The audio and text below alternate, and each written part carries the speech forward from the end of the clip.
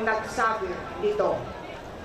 Tapang ng aming mga kabataan na sa bawat hakbang ng kanilang pagsibaka, tapo at lakas sa lahat ng oras at araw.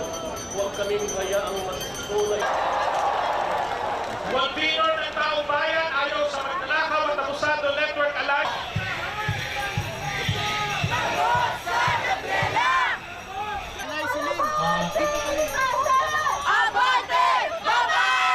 Palitan natin ng ikulong yung sadot. Lahat ng korap! Lahat ng korap!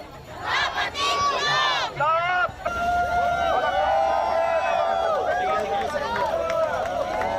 Kayo mga grupo kayo, ilan kayong dumating dito?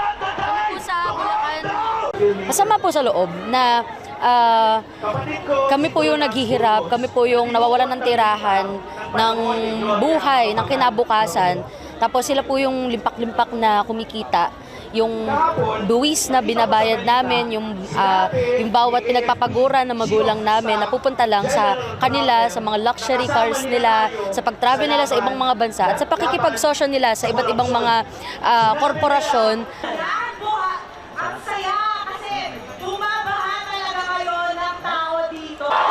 Gusto natin mabago yung ganitong kaayusan ng lipunan. Isang lipunan, isang sistema na wala nang pinagsasamantalahan.